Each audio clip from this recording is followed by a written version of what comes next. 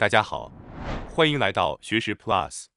今天我要给大家介绍由保坂龙先生所著的《无需花费金钱也能轻松做到的77个独居晚年趣味习惯》这本书。一提到独居晚年，很多人会想到孤独、寂寞甚至压抑的画面，但其实这种生活并不可怕。现实中有许多独居老人过着充实又愉快的日子。本书提供了关于如何在独居生活中保持明亮、健康、充实的具体建议和实践指南。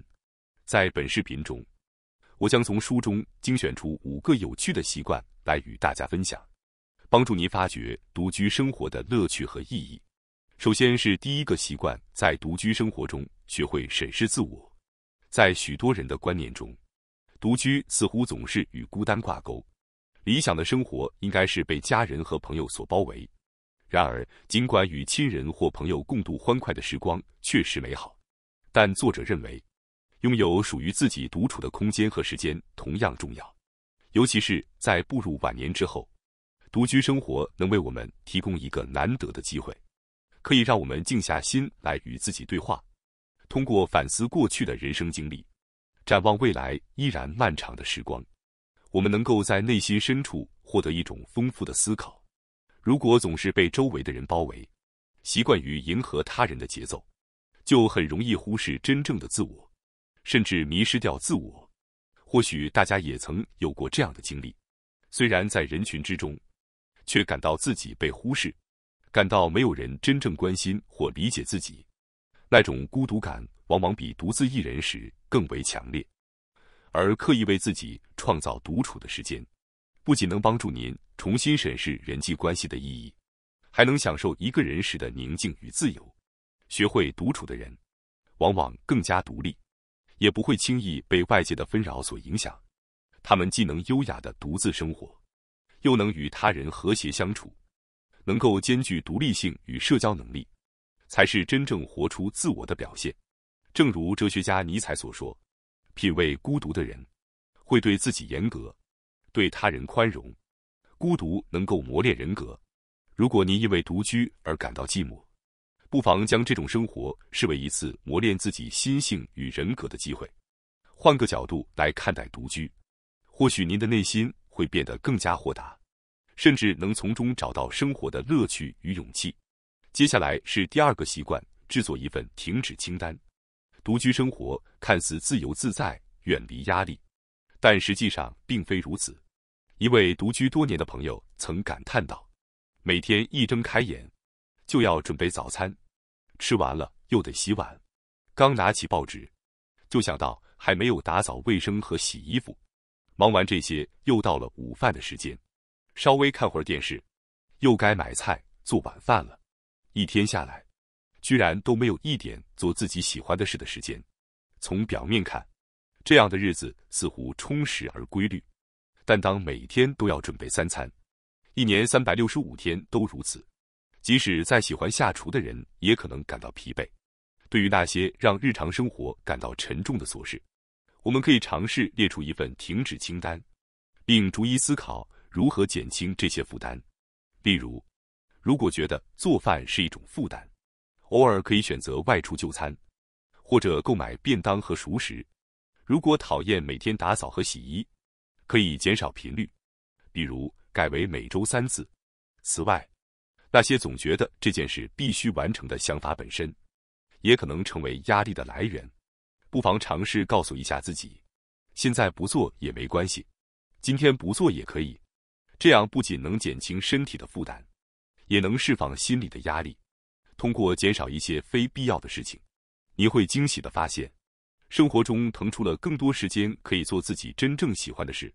此时，尝试列一份想做事的清单，写下那些能带来满足感和喜悦的事情，比如读一本渴望已久的书，看一部令人期待的电影，或是亲自去感受某个电视节目里提到的美丽风景。一个接一个实现这些小目标，你会发现生活重新充满了乐趣。在工作时期，我们常常优先完成那些必须要做的任务，但当步入晚年，拥有更自由的时间时，更应该把重心放在想做的事情上。享受属于自己的快乐时光，这才是独居生活中我们最值得追求的。接下来是第3个习惯，尽情享受一个人的生活。有些人可能会觉得独自待在家里太无聊，想出门却又不知道去哪里。对此，作者分享了一位有着20年独居经验的人的故事。这位朋友通常会根据当天的心情和预算，随性决定外出的活动。如果他不想花太多钱，他就会选择去图书馆，专心阅读自己想看的书。虽然听起来平凡无奇，但他会在接近中午时去图书馆附近的小店吃午餐，稍作休息后再回到图书馆，继续享受阅读的乐趣。这样一天过得既充实又愉快。另一个有趣的活动是旁听法庭审判。法庭旁听不仅是一个独特的社会学习机会，还能让人接触到许多媒体没有报道过的案件。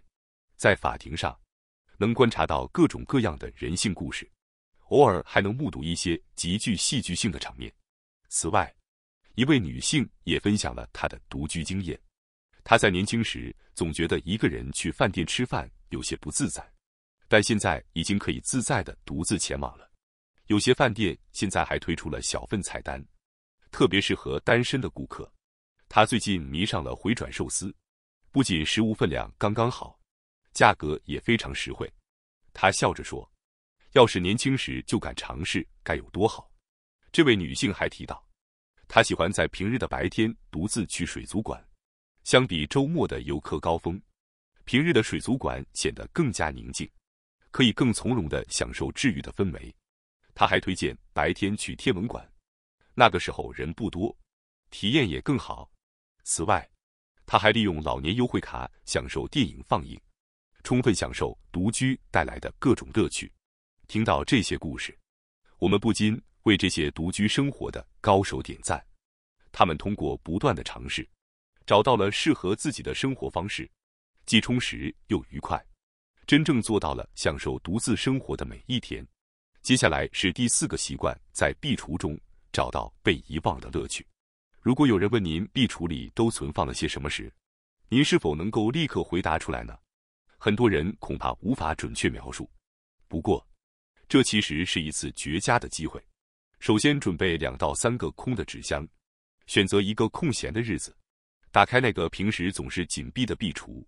您可能会惊讶地发现，里面堆满了您从未注意到的物品。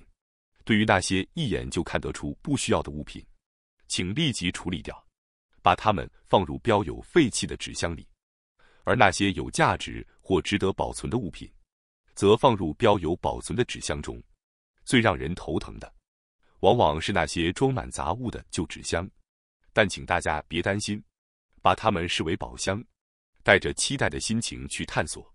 您可能会发现一些自己一直在找的物品，甚至是那些认为早已丢失、不再抱有希望的珍贵之物。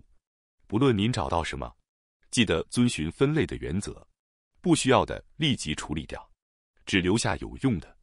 不要急于一口气完成整理，每天清理3箱即可，保持轻松愉快的心态来完成这项工作。这种整理过程有点像搬家时的打包，你会发现旧的相册或一些小物件，情不自禁地开始翻看，结果整理工作一拖再拖。而这场壁橱探索也可以是回味往事的好时光，慢慢沉浸其中。毕竟没有时间的压力，有些人因为或许以后还会用到而留下许多看似没用的东西。然而，正因为是独居生活，清理掉这些无关紧要的物品，反而能让生活更加轻松和清爽。如果在做决定时感到犹豫，可以提醒一下自己，这些东西是无法带到另一个世界去的。这句话常常能让人豁然开朗，轻松让您放手，感受到内心的自由与轻松。最后是第5个习惯，以自我为中心的思考方式。任性和随心所欲的行为可能会给周围的人带来困扰，但如果只是从自身角度思考，而不把负面情绪传递给别人，这反而是一种让自己心情愉悦的方法。作者认为，如果您在家庭或公司中多年来不断付出，那么在人生的后半程，完全可以尝试以自我为中心的思考方式，享受属于自己的时光。例如，有的人退休后本想过上轻松的生活，但总是被琐事缠身，难以真正放松。与其抱怨，不如尝试换个角度来看待。什么都不做其实很难受，反而忙碌是一种幸福。另一方面，即使生活看似无聊，也可以利用空闲时间培养兴趣爱好。比如，有的人记得曾在车站前看到围棋俱乐部的海报，决定去看看，从而开启了自己长期向往的兴趣。随着年龄的增长，食量自然会减少，但我们可以将重点转向享受更高质量的饮食，注重美味与健康。这种思维的转变反而能让人体验到更多的乐趣。独自生活的好处是，不用担心给家人添麻烦，也不必顾虑他人的感受，可以完全按照自己的喜好生活。为了迎接充满幸福的100岁人生，最重要的是培养一种现在就很幸福的思维方式。本书介绍的习惯其实并不复杂，稍加思考便能发现，它们都是简单且容易实现的道理。然而，光知道这些道理是没有意义的，只有付诸实践才能发挥出其效果。即便是觉得这个方法可以试试或看起来很有趣的内容，也值得我们去尝试。通常越是认真的人，越容易陷入必须这样做和不能那样做的固有思维之中，从而限制了自己的行为。实际上，适度的随意才是最宝贵的。